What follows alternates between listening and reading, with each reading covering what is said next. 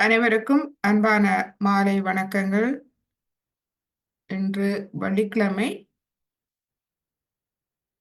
நாம் தியானத்தை ஆரம்பிப்போம்.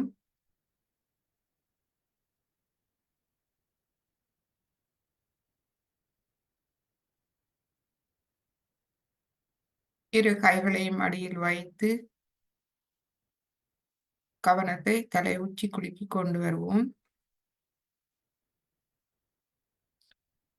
அங்கிருந்து கொண்டு பொறுமையோடு அமைதியாக சாட்சி நிலையில் நம்மை கவனிப்போம்.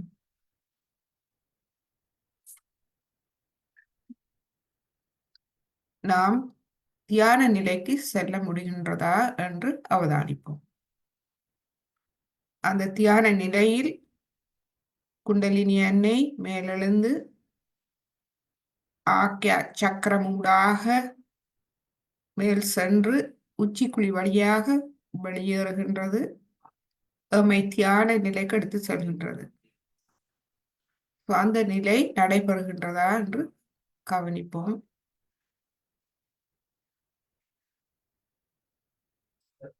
குண்டலினி எண்ணெய் எழும்போது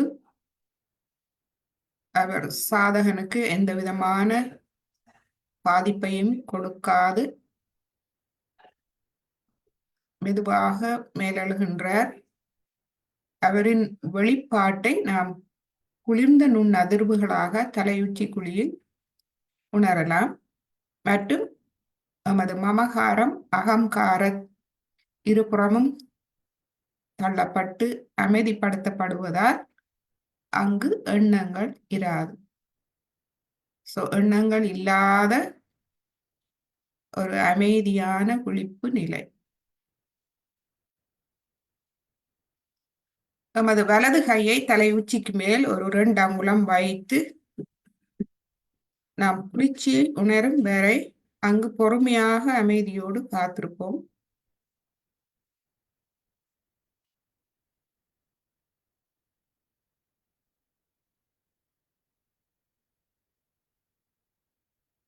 அமைதி என்றால் முழுமையான நிசப்தம். மனதுக்கு அப்பால் நாம் செல்லும் போது அங்கு எமது தொழிற்பாடு இல்லை.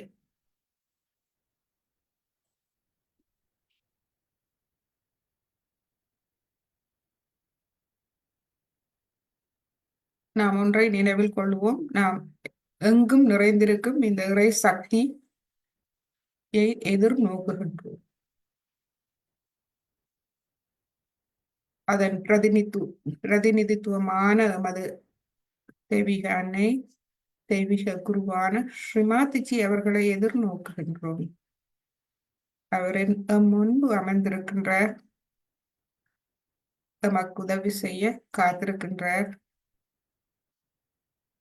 எமது சுதந்திரத்தில் நாம் அவரிடம் சரணடைய வேண்டும். முழுமையாக எமது இருதயத்தை நாம் திறப்போம்.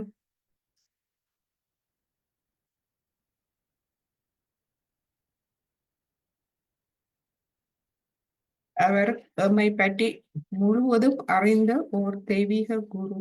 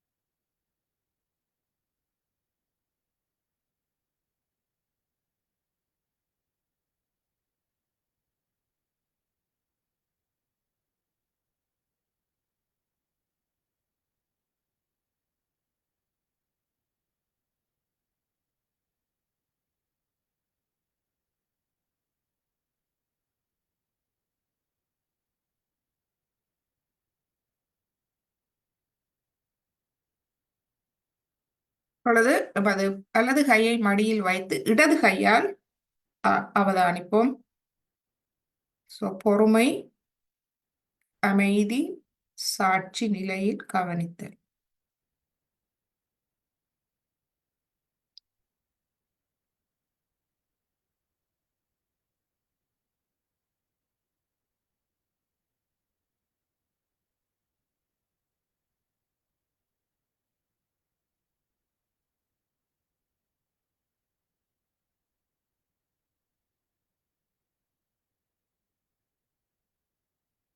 இப்பொழுது இரு கைகளையும் கீழே கொண்டு வந்து இரு கைகளையும் அவதானிப்போம்.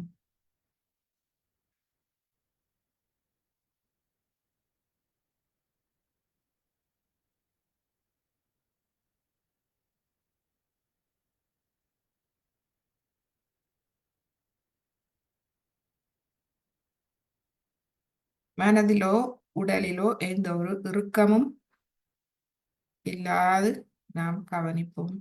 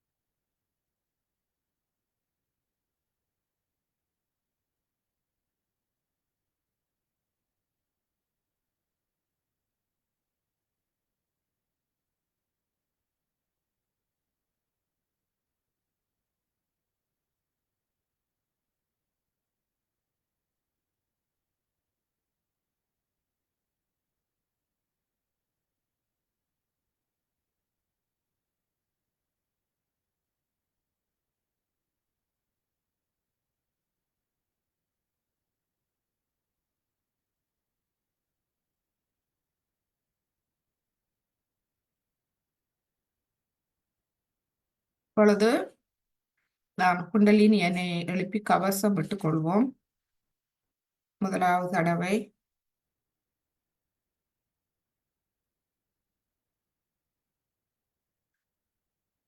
இரண்டாவது தடவை, மூன்றாவது தடவை,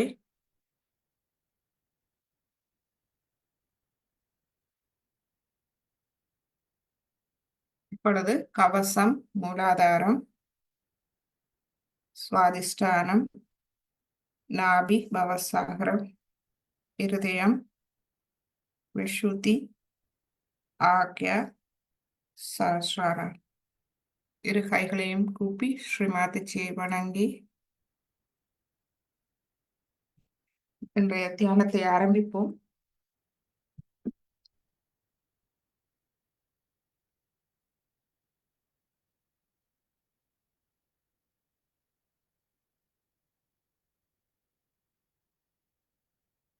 நீர் சுத்திகரிப்பு செய்வோம்.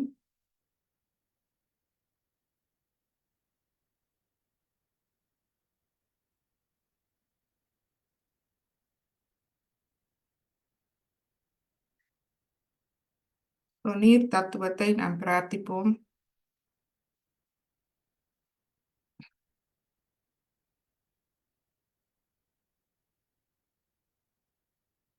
மாதாஜி, இந்த நீரை கடல் நீரின் சக்தி உடையதாக மாற்றி தாருங்கள்.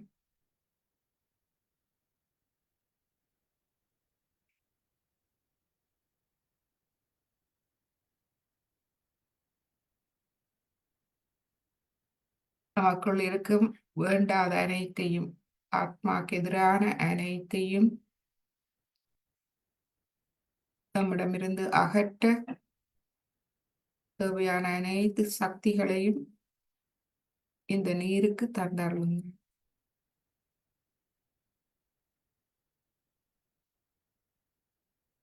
நமது இடது கையை ஸ்ரீமாதாஜியின் படத்துக்கு நேராக வைத்து வலது கையை அந்த தண்ணீரை நோக்கி வைப்போம். வலது கை 5 விரல்கள். அதன் மூலமாக நாம் வலம் சுழியாக, அதாவது மணிக்கூட்டு திசையில் சுத்தி அந்த நீருக்கு நுண்ணதிர்வுகளை வழங்குவோம். நாம் சக்கரங்களுக்கு வழங்குவது போல் நீருக்கு நுண்ணதிர்வுகளை வழங்குவோம். கவனியுங்கள்,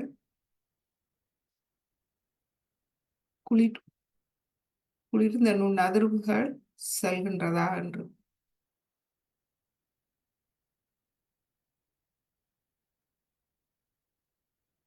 நாம் ஸ்ரீ மாதாஜியை பிரார்த்தித்தோம், இதை கடல் நீரின் சக்தியுடையதாக மாற்றி தருமாறு. நாமே கருவி, மூலமே ஸ்ரீ மாதாஜி அதை செய்வார்.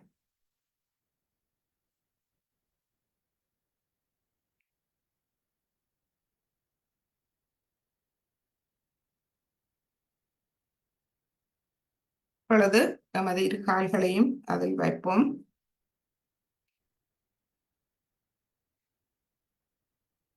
நமது இடது நாடியை நாம் தூய்மைப்படுத்திக் கொள்வோம்.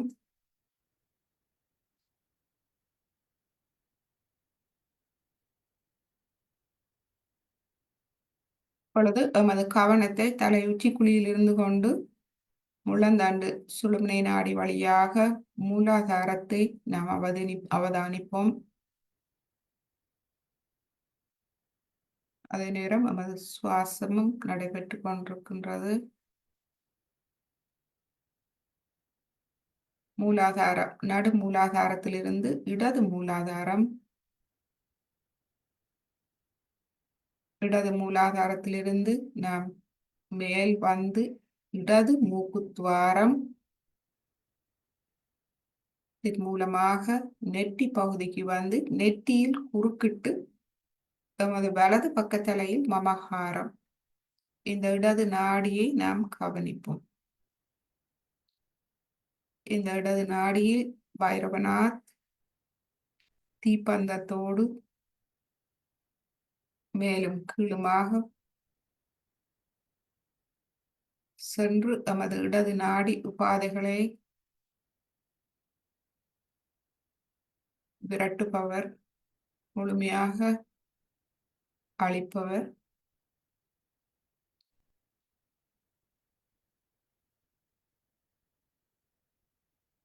இதில் நாம் இதயபூர்வமாக வேண்டிக் கொள்வோம், ஸ்ரீ மாதாஜி, எனது இடது நாடி பாதிப்புகள் அனைத்தையும் முழுமையாக அகற்றி விடுங்கள்.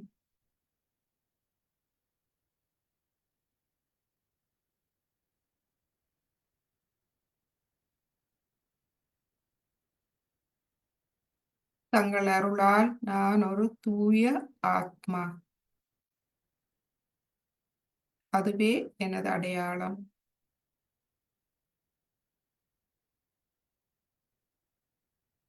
எனது கவனம் முழுவதும் ஆத்மாவில் இருக்க எனக்கு அருள் புரியுங்கள்.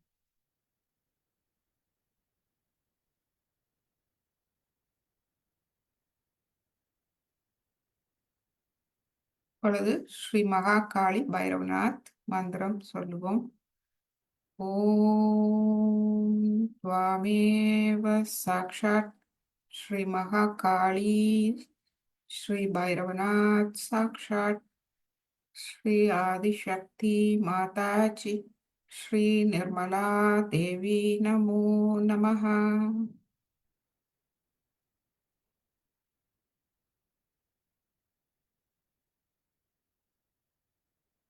மீண்டும் ஒரு தடவை எமது கவனம் தலையுச்சியிலிருந்து மூலாதாரம், இடது மூலாதாரம், இடது மூலாதாரத்திலிருந்து இடது நாடி வழியாக இடது மூக்குத்வாரம் வழியாக நெற்றிக்கு வந்து குறுக்கிட்டு நமது வலது தலை அந்த இடது நாடியை நாம் கவனிப்போம்.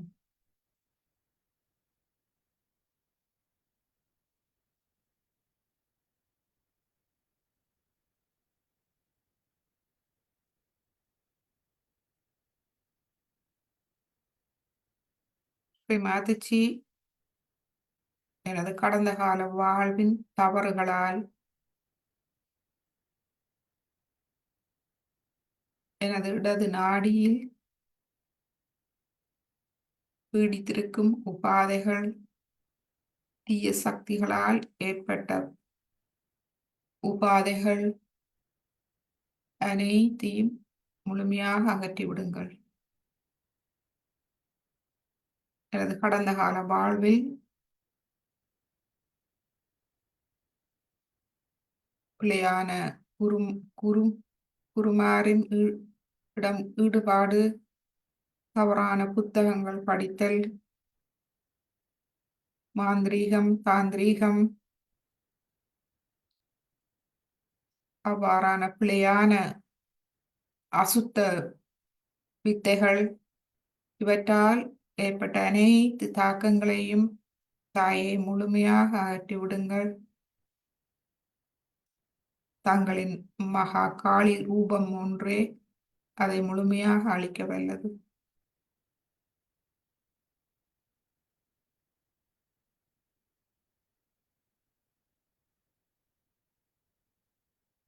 தீய சக்திகள், மற்றவர்களின் சாபங்கள்,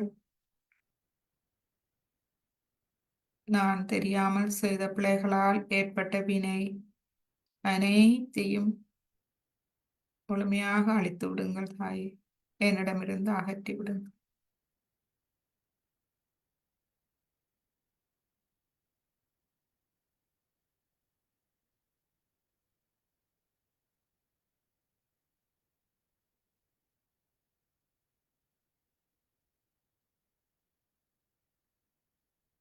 தங்கள் கருணையால் நான் ஒரு தூய ஆத்மா, ஸ்ரீ சதா சிவனின் பிரதிபலிப்பாகும். அதுவே எனது அடையாளம்.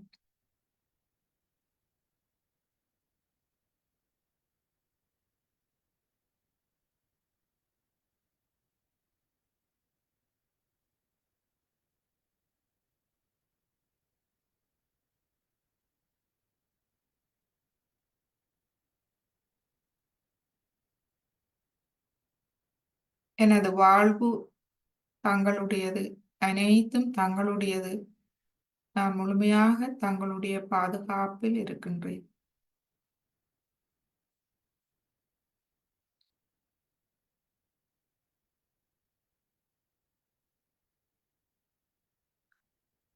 இப்பொழுது நமது வலது கையை மடக்கி கொண்டு வருவோம். இடது கையை ஆகாயத்தை நோக்கி வைப்போம். இதை பிரார்த்திப்போம். ஸ்ரீ மாதச்சி, எனது இடது நாடியில் இயங்கும் அனைத்து உபாதைகளையும் முழுமையாக ஆகாய தத்துவத்தால் அகற்றிவிடுங்கள்.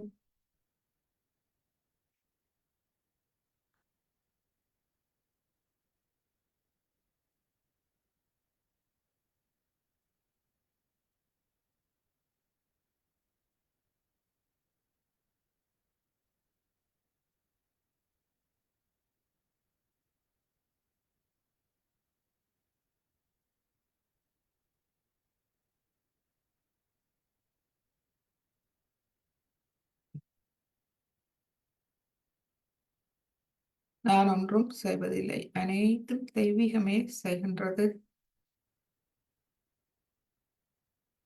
தாங்களே அனைத்தையும் செய்பவர், நான் ஒன்றும் செய்வதில்லை.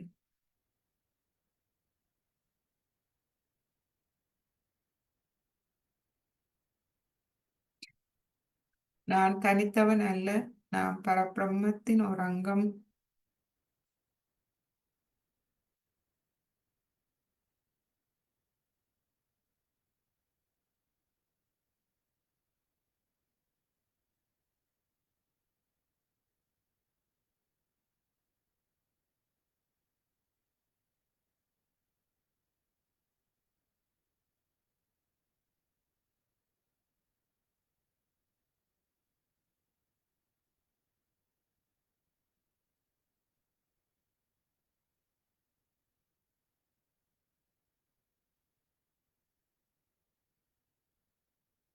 ஸ்ரீ ஹனுமானா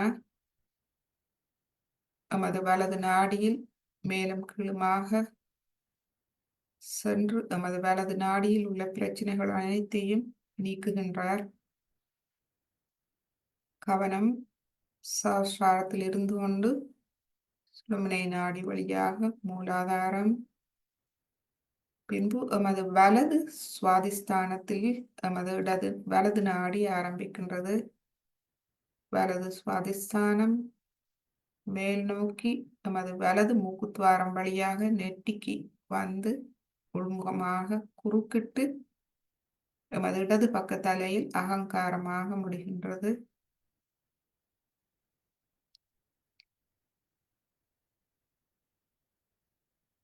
ஸ்ரீ ஹனுமானா எமக்கு விவேக புத்தியை தருகின்றார், மனச்சாட்சியை எமக்கு தருகின்றார்.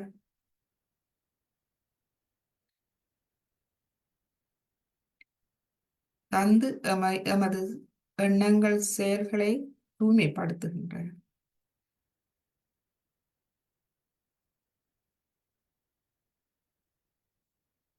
அதனால் எமது அகங்காரம் மறைகின்றது.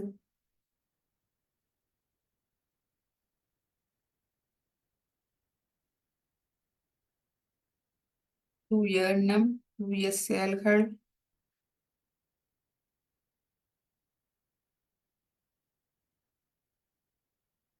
நாம் செய்ய ஆரம்பிக்கும் போது நாம் சுறுசுறுப்பானவர்களாக மாறுகின்றோம். தூய்மையின் ஆனந்தம் நமக்குள், தூய்மையின் மன நிறைவு, மகிழ்வு, ஆனந்தம் நமக்கு கிடைக்கின்றது.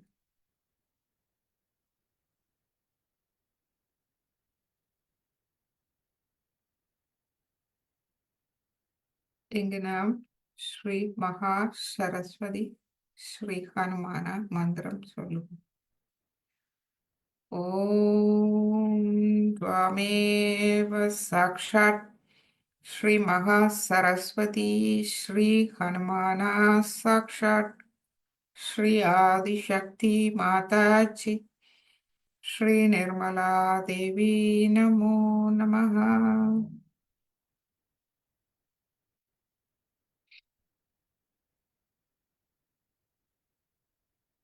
ஸ்ரீ ஹனுமானா முழுமையான குருவுக்கு முழுமையான சரணாகதி அடைந்தவர்.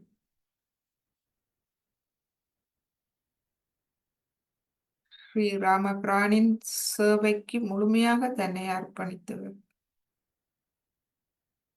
ஸ்ரீ மாதாஜி ஸ்ரீ ஹனுமானாவின் நற்குணங்களை எமக்கும் தந்தருளுங்கள்.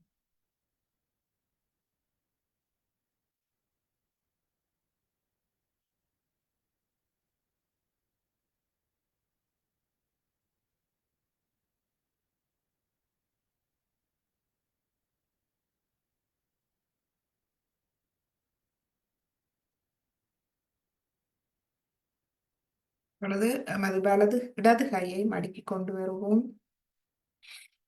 எமது நடு நாடி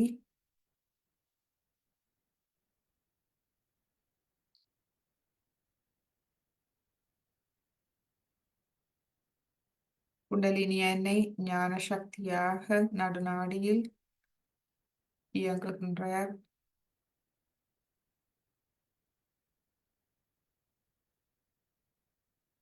குண்டலினி தாய் எமது தூய விருப்பத்தின் மாபெரும் சக்தியாகும். வில் பவர் எம்மில் இருக்கும் அந்த மன உறுதி, தூய்மையின் உறுதி.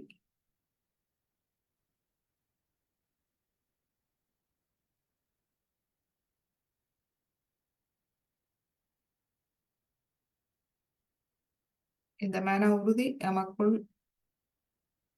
பிரகாசிக்க வேண்டுமானால் எமது தேடுதல் நேர்மையாக இருக்க வேண்டும்.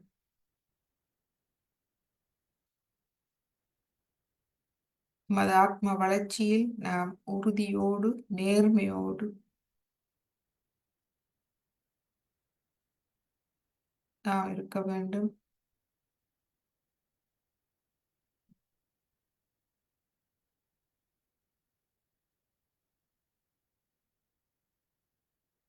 சத்தியத்தில் உண்மையில் உறுதியோடு, தர்மத்தில் உறுதியோடு நாம் இருக்க வேண்டும்.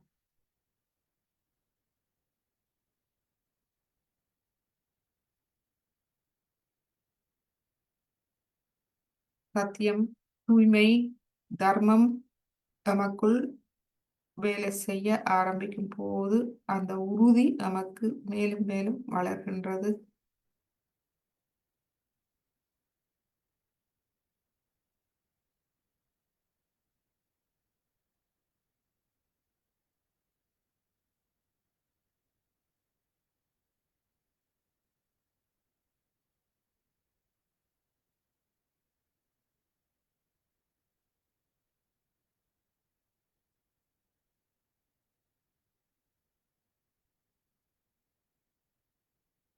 இந்த மன உறுதி ஸ்ரீ கணேசராவர். முழந்தண்டு அடிப்பாகத்தில் குண்டலினி தாயை பாதுகாத்து காவல் புரிபவர் ஸ்ரீ கணேசன். தூய்மையின் சத்தியத்தின் உறுதி, அதுவே வில்பாவ்.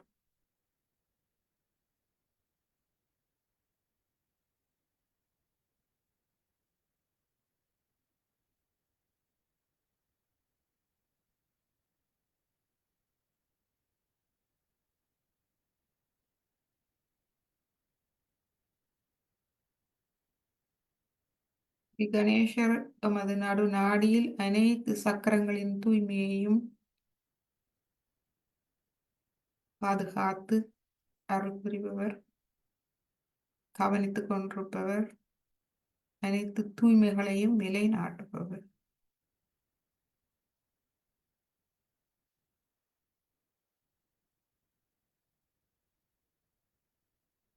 எம்மை முழுமையாக வெளிப்படுத்துவோம். எமது உள்ளத்தை முழுமையாக திறப்போம். வேண்டிக் கொள்வோம். ஸ்ரீ மாதாஜி, எனது அறியாமையால், எனது மடமையால்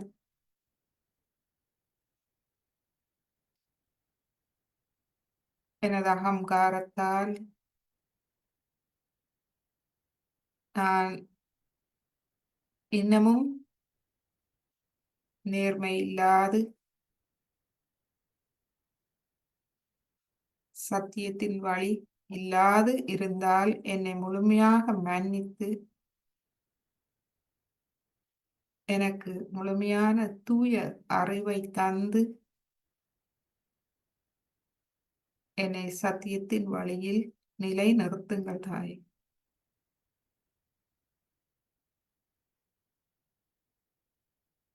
எனக்கு முழுமையான மன உறுதியை தந்தருளுங்கள். நான் செல்ல வேண்டிய பாதையை எனக்கு தெளிவாக காட்டி அருளுங்கள்.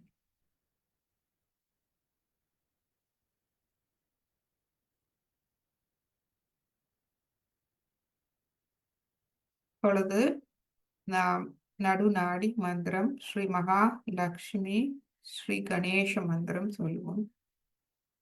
ஓம் வாமேவ சாக்ஷாத் ஸ்ரீ மகாலட்சுமி ஸ்ரீ கணேஷா சாக்ஷாத் ஸ்ரீ ஆதிசக்தி மாதாஜி ஸ்ரீ நிர்மலா தேவி நமோ நமः.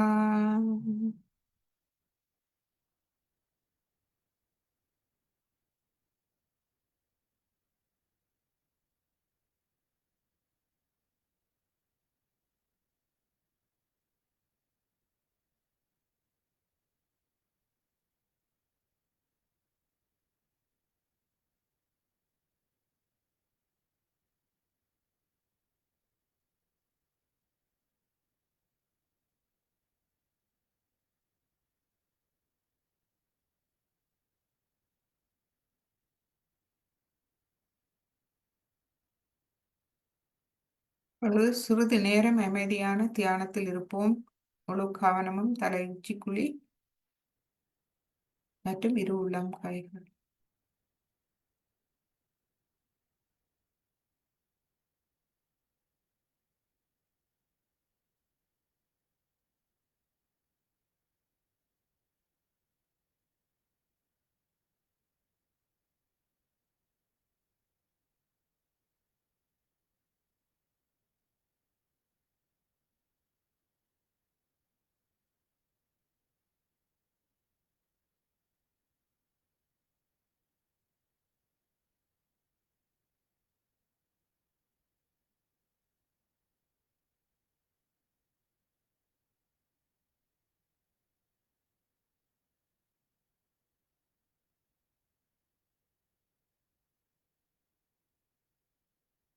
கவனம் பொறுமையோடு அமைதியாக சாட்சி நிலையில் நாம் கவனிப்போம். சுழுமுனை நாடி வழியாக அனைத்து சக்கரங்களையும் கவனிப்போம்.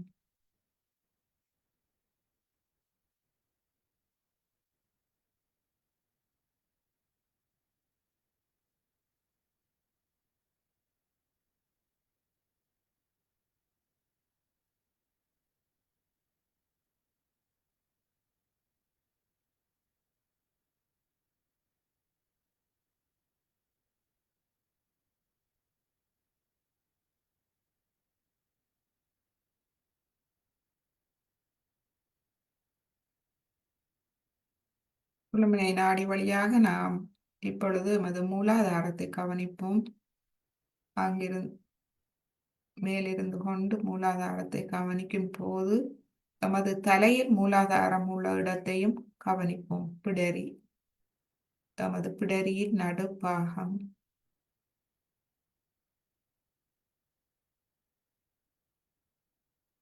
தளர்வடைந்திருக்கின்றதா? நமது சிரசு அமைதியாக தளர்வடைந்திருக்கின்றதா?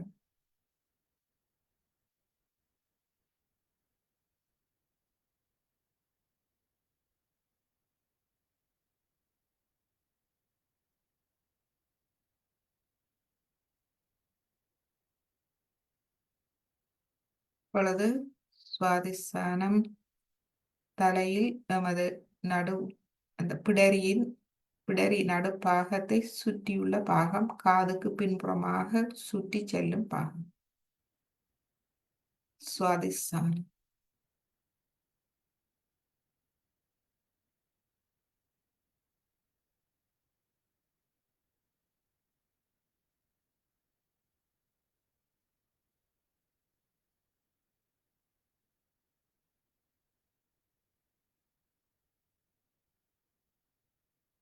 இப்பொழுது நாபி நமது தலையில் பிடரிக்கு மேல் பக்கம்.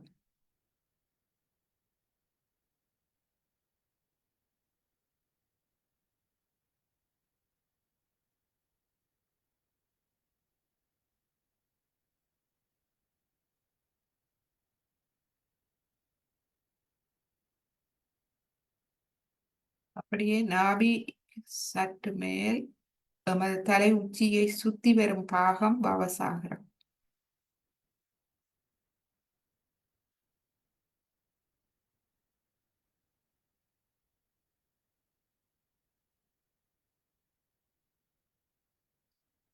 தனியே கவனத்தை வைக்க முடியாவிட்டால் வலக்கையை தலை உச்சிக்கு மேல் வையுங்கள். 2-3 அங்குலம் உயர்த்தி வையுங்கள். எனவே கவனம் அங்கு வைக்க உதவியாக இருக்கு.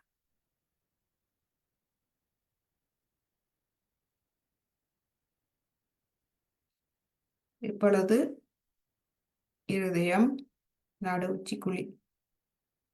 வலது கையை நாம் 2-3 அங்குலம் உயர்த்தி வைப்போம். இருதயம், நடு உச்சிக்குழி.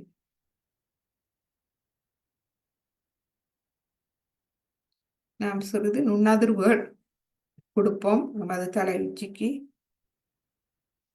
வலது கையால் 5 விரல்களும் நடு உச்சிக்குழியை நோக்கி நாம் சிறிது நேரம் மெதுவாக வலம் சுழியாக நாம் சுற்றி நுண்ணதிர்வுகளை கொடுப்போம். நடப்பதை அவதானிப்போம்.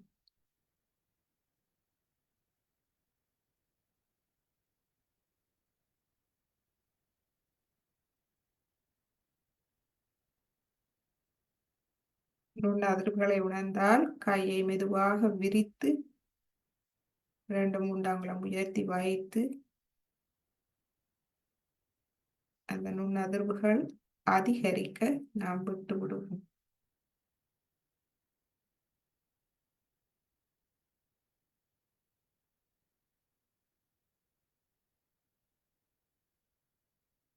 இப்பொழுது நமது விஷுதி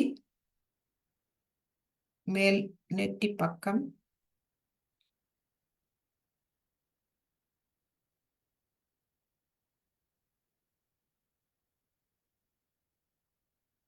அல்லாஹு அக்பர்.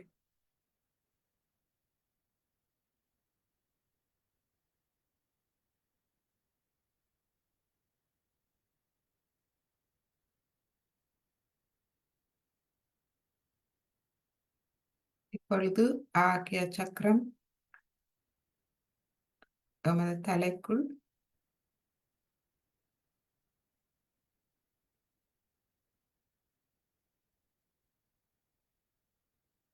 இப்பொழுது சஹஸ்ராரம்.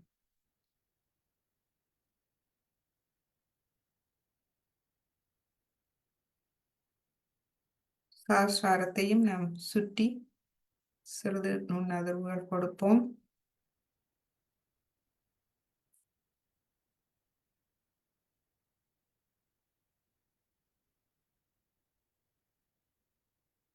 இப்பொழுது கையை 2-3 அங்குலம் 4-5 அங்குலம் உயர்த்துங்கள். உயர்த்தி வைத்து அவதானியுங்கள். இப்பொழுது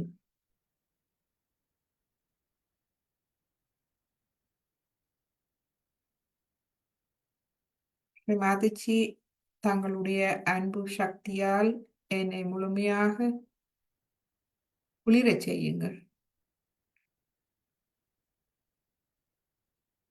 தாயே, தங்கள் கருணையால் உங்களுடைய அன்பு சக்தியால் என்னை முழுமையாக குளிரச் செய்து தூய்மைப்படுத்தி விடுங்கள்.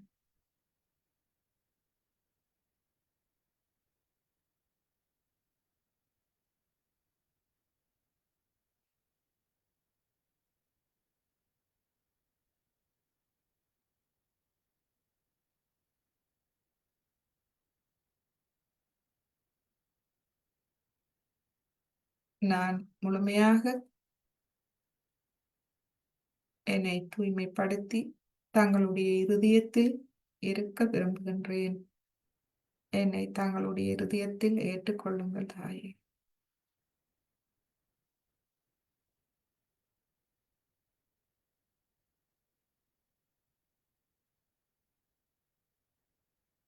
எப்பொழுதும் தங்கள் கவனத்தில் தங்கள் இருதயத்தில் நான் இருக்க விரும்புகின்றேன்.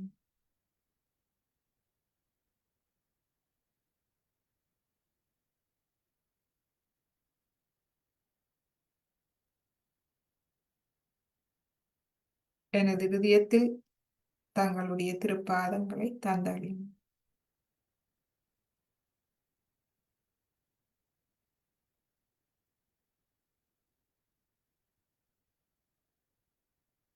இப்பொழுது வலது கையை நாம் மடக்கி கொண்டு வருவோம். உப்பு நீர் சுத்திகரிப்பை முடித்து மாதச்சியின் அருளுரையை நாம் கேட்போம்.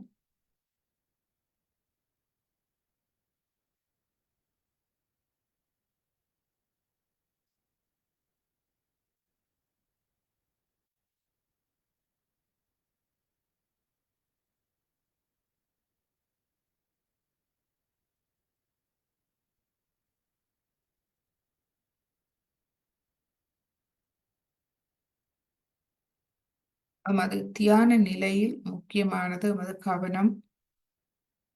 அந்த கவனம் பொறுமையோடு, அமைதியோடு, சாட்சி பாவ நிலையில் இருக்க வேண்டும். எமது ஆத்மாவில் தலையுச்சி குழியில்.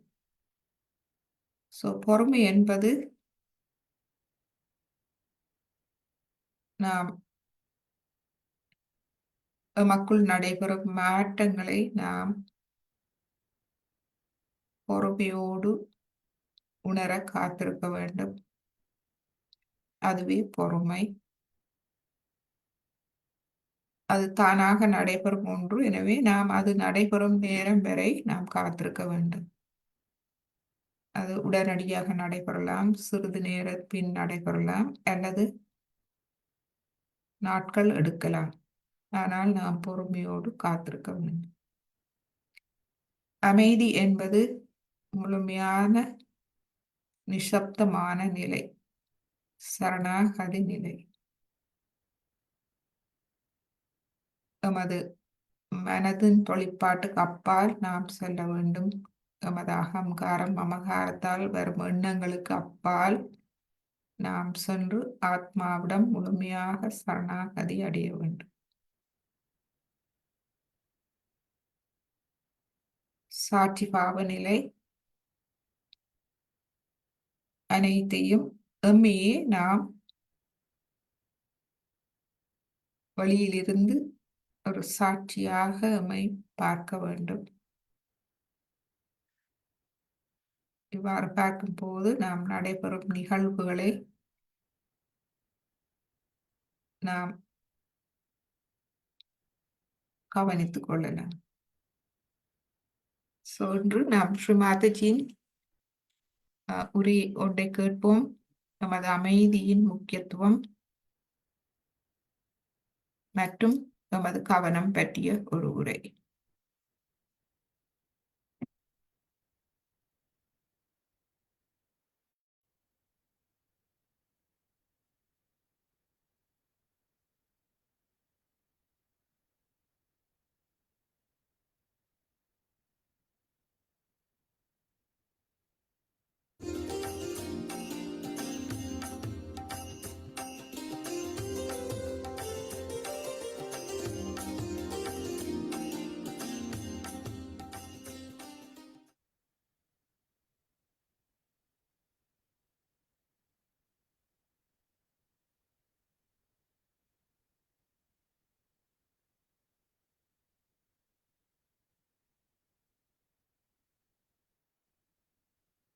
இது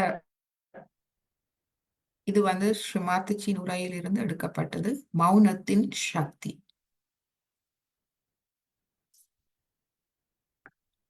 இதை நான் வாசிக்கின்றேன். ஸ்ரீ மாதாஜியின் உரையிலிருந்து. எனவே இப்போது உங்களை வருத்தப்படுத்தும் அல்லது மகிழ்ச்சியற்றதாக செய்யும் விஷயம் ஏதாவது இருந்தால் அந்த இடத்தை அடைய முயற்சி செய்யுங்கள். அந்த அச்சை, அது வெறும் மௌனம். இந்த மௌனம் உங்களை மிகவும் சக்தி வாய்ந்ததாக மாற்றும். ஏனெனில் இந்த மௌனம் உங்களுடையது மட்டுமல்ல. நீங்கள் அந்த மௌனத்தில் இருக்கும் போது நீங்கள் பிரபஞ்சத்தின் மௌனத்துடன் இருக்கிறீர்கள். பிரபஞ்சத்தின் மௌனத்துடன், மேலும் பிரபஞ்சத்தின் மௌனத்தில் அது உங்களுக்காக வேலை செய்யும். நீங்கள் அந்த பிரபஞ்ச சக்தியுடன் தொடர்பில் இருப்பீர்கள் என்று நாம் சொல்லலாம். ஆனால் அது அதைவிட மேலானது. இந்த தெய்வீக சக்தி என்று நான் சொல்ல வேண்டும். தெய்வீக சக்தி அனைத்து பிரபஞ்சங்களையும் வேலை செய்ய வைக்கிறது. எனவே நீங்கள் உங்களுக்குள் மௌனமாக இருந்தால் அப்போது நீங்கள் கடவுளின் ராஜ்யத்தில் அமர்ந்திருக்கிறீர்கள் என்பதை அறிந்து கொள்ளுங்கள். இதுவே அந்த மௌனத்தின் சக்தியாகும். நாம் மௌனமாக இருக்கும்போது நாம் பிரபஞ்சத்தை, அதாவது நமது முழுமை, அந்த பிரமத்தை நாம் வேலை செய்ய விடுகின்றோம். அது நம்மை முழுமையாக கையில் எடுத்து வேலை செய்ய ஆரம்பிக்கின்றது. எனவே நமக்குள் ஏதாவது வருத்தப்படும் அல்லது மகிழ்ச்சியற்ற விஷயம் ஏதாவது இருந்தால் நாம் அந்த மௌனத்துக்கு செல்ல வேண்டும். இப்பொழுது உரையை நாம் கேட்போம்.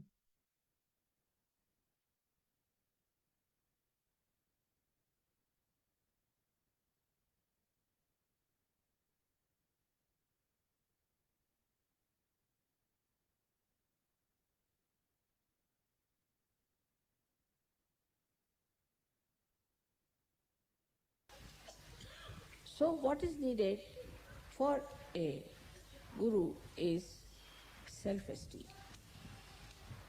This is a very important point people don't realize, the self-esteem. To achieve the self-esteem, we have to introspect and know that today I am not what I was before. I am a realized soul. I have got powers. Of course I have powers. Powers of love, powers of compassion, powers of grasping things, powers of creativity, powers of giving realizations to others. Nobody had these powers. But somehow or other in Sahaja Yoga, we are not self-conscious. And we should not be self-conscious because that can give you ego. But we should have self-esteem. I am a guru. I am a guru. I am not an ordinary person. I am not on the street.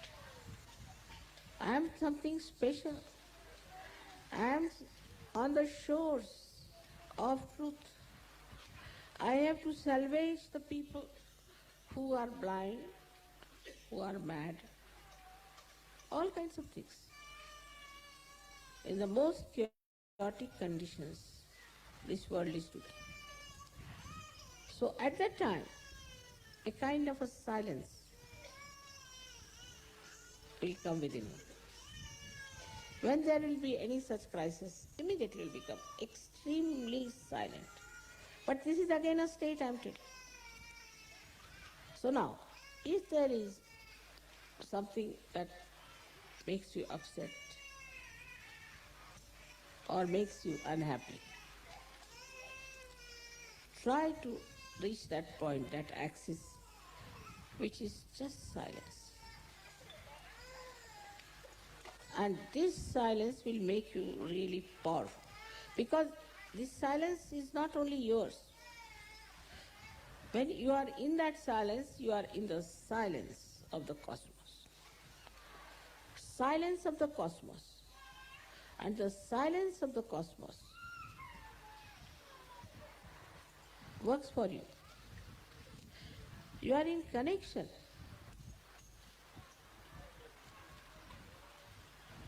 with that cosmic power, we can call it, but it's more than that, it's divine power, I should say. Divine power which is working all the cosmos also. So if you just become silent within yourself, know that you are sitting in the kingdom of God.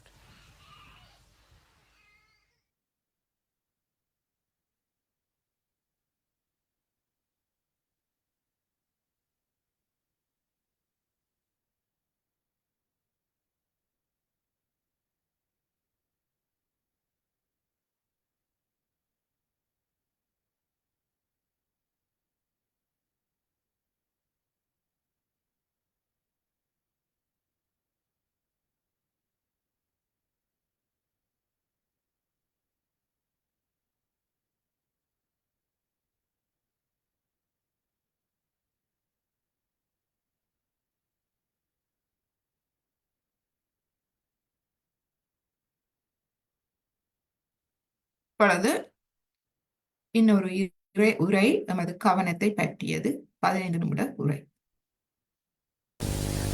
When we say we have become our own guru, we should really try to find out with our introspection, are we our guru or not?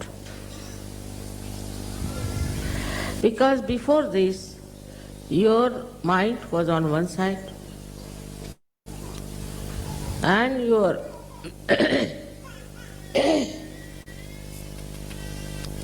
heart was on another side and your attention was in another dimension. So these three things were creating confusion within you.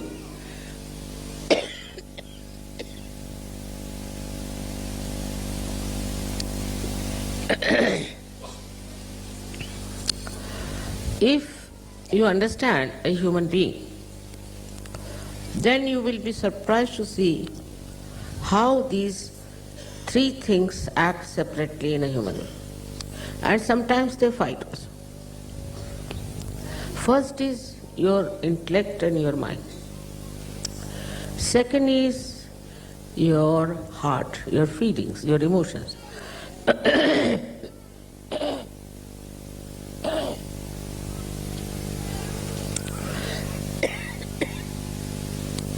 And the third one is your attention. In these modern times, this confusion is the worst because all the time your attention is outside. It could be towards beautiful things or beautiful women or beautiful men or all kinds of nonsensical way of wasting your energy. Such attention then is absolutely like a horse which is let loose. You cannot control such an attention. And this attention runs wild from one to another. It's a fashion also. It's sort of a very popular thing to keep the attention moving all the time.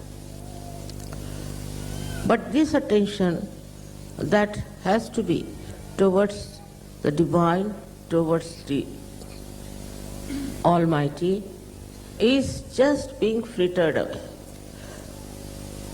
Thus, attention doesn't grow its own roots. First is to find out about yourself. Where does your attention go?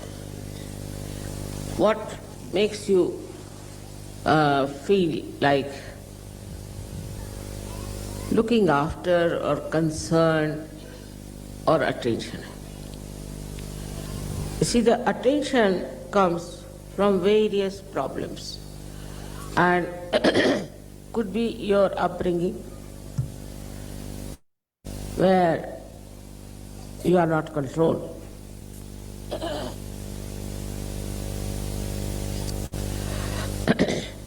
Could be your education, could be your atmosphere in which you live, or could be your own ego or your conditioning. पानी बहुत ठंडा है शायद इस वजह से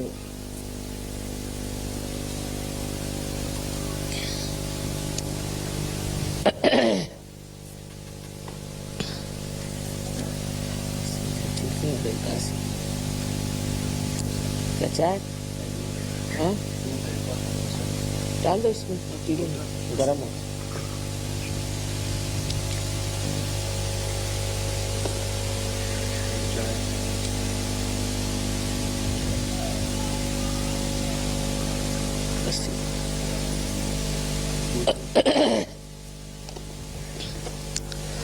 So this attention is being attacked by all these outside energies or negative forces, and it gets entangled. like a river flowing straight into the ocean can get lost in a barren place. In the same way, this attention, which has to go towards the divine, gets frittered away and is vanished. This weak attention cannot take you towards the divine. Ultimately, you find that all this attention is being completely absorbed or frittered away by the nonsense that's going on. Unfortunately or fortunately, you are born in these modern times. And in these modern times, as you know, it's a very chaotic condition. In these chaotic conditions, you don't know what is right and what is wrong. And there are all kinds of attractions which can take away your attention and reduce the energy of your attention. It is possible more for the people who are very right-sided. Also, the left-sided people can be very much affected. Right-sided people, as you know, go up to a point and become extremely dry, self-opinionated, and aggressive. All their attention is in aggression. While the people who are on the left side are indulging too much into their own whims and their desires and their own temptations. Both sides can fritter away your attention, which is the most important. It is the most valuable thing is your attention. But the attention cannot be controlled by a person who doesn't have a weak mind or a weak heart. Now supposing you take somebody who is a very intelligent person. The intelligent person puts all his attention in capturing the attention of others. I don't know why, but it's a kind of a paradox. The person who himself is having such a lot of aggressiveness and all that, tries to be very sweet, tries to be very nice with people, just to keep good relations, or we can say the good behavior towards people so that they pay attention to that person. This is a very subtle thing. They are not even aware about it, that we do such a thing just to make others pay attention to us. That is how we have seen that in these modern times, so many stupid things people do just to attract the attention of others. Most of the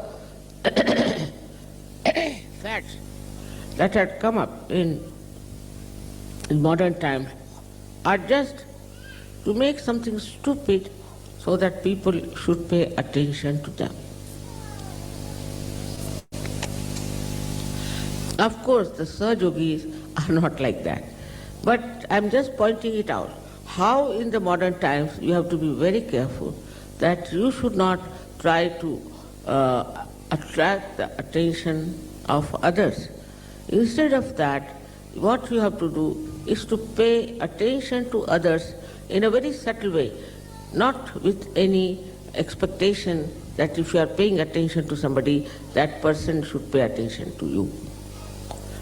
It's a very big struggle I've seen in Sahaja Yoga also, that people try to say, become very popular or become very outstanding or something of a very great qualities to show off that they are something better than others.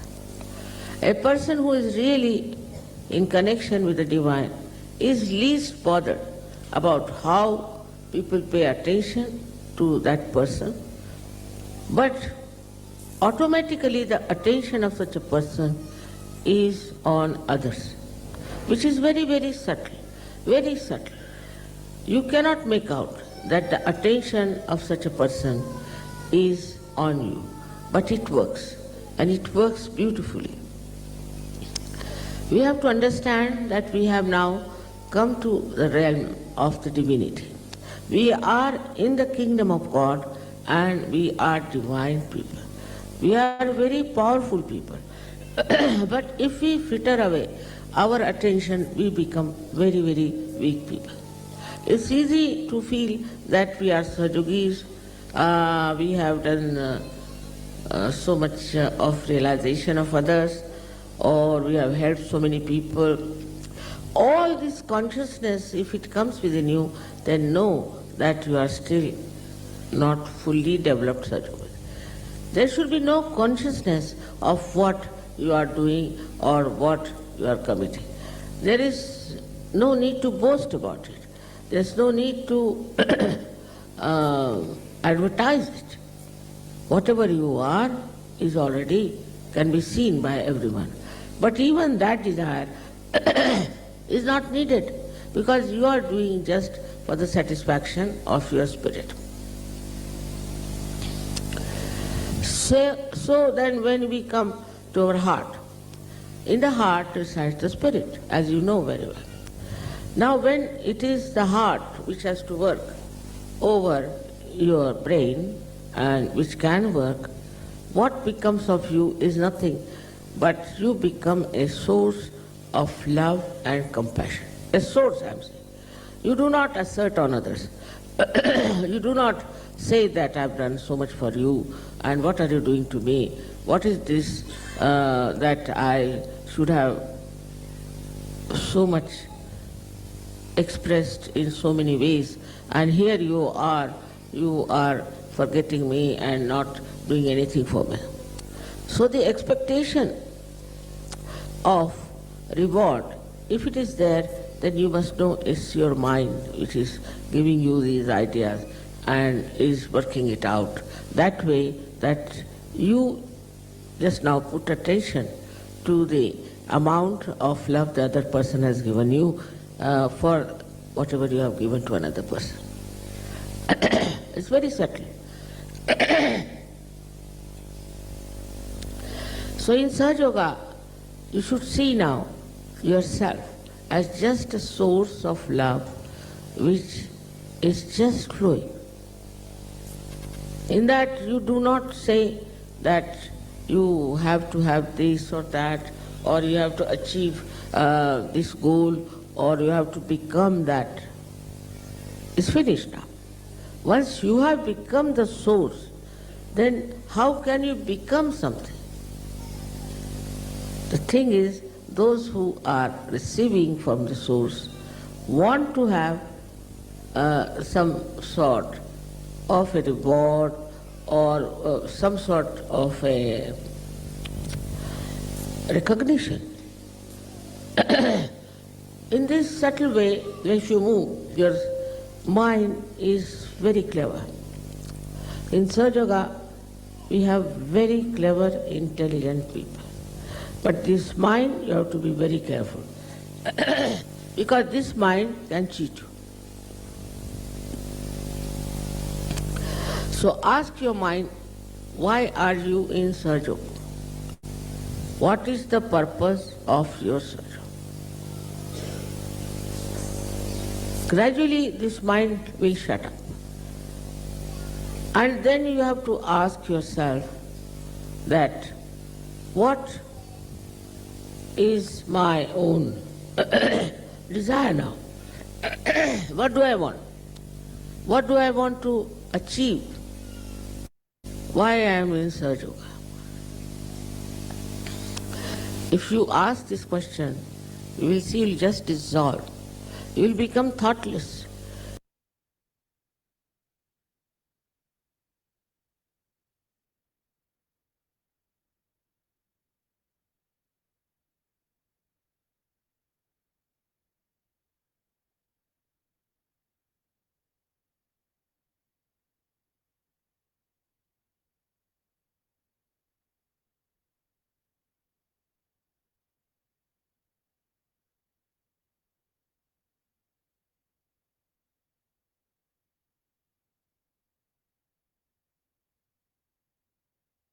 2 நிமிடம் அமைதியான தியானத்தில் இருப்போம்.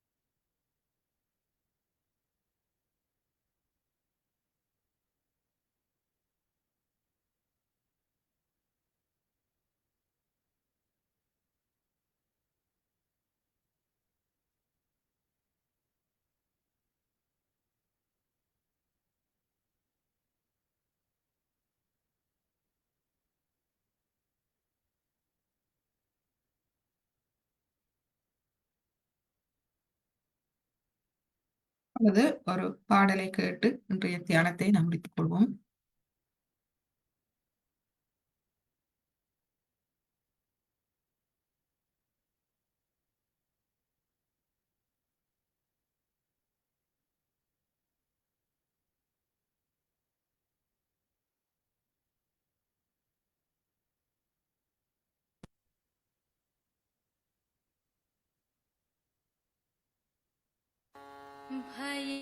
भयकायतया प्रभुजाचारे भयकायतया प्रभुजाचारे भयकायतया प्रभुजाचारे भयकायतया प्रभुजाचारे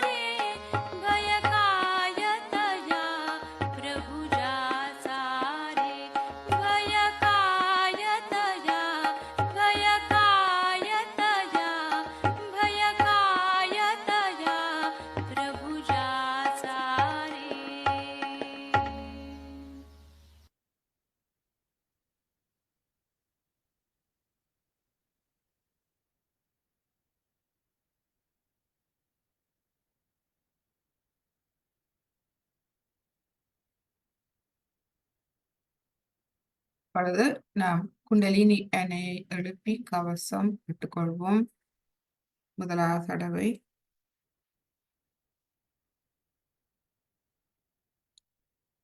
இரண்டாவது தடவை,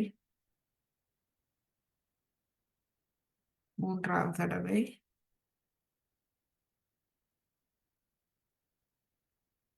கவசம் மூலாதாரம், சுவாதிஷ்டானம், நாபி, பவசாகரம், இருதயம், விசுத்தி, ஆக்ய, சரஸ்வரம். இரு கைகளையும் கூப்பி ஸ்ரீமாதிஜியை வணங்கி இன்றைய தியானத்தை நாம் முடித்துக் கொள்வோம்.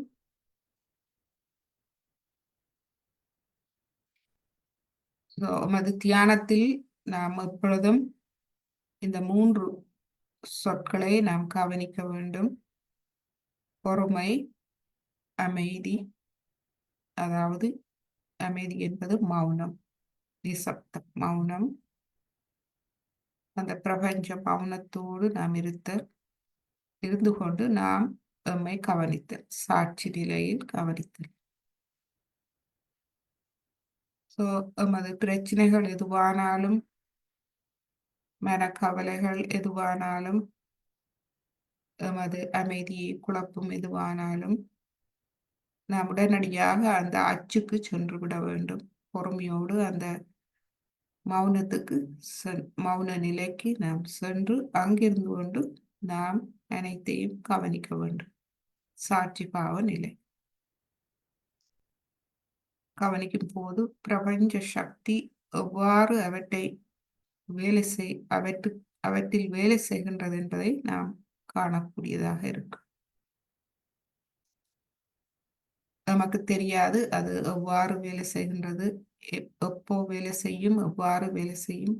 ஆனால் பொறுமையோடு காத்திருக்கும் போது நாம் அதை அவதானிக்கலாம். அதுவே இதனுடைய அர்த்தமாகும். இவற்றை நாம் அனுபவ ரீதியாக அறிந்து கொள்ள வேண்டும்.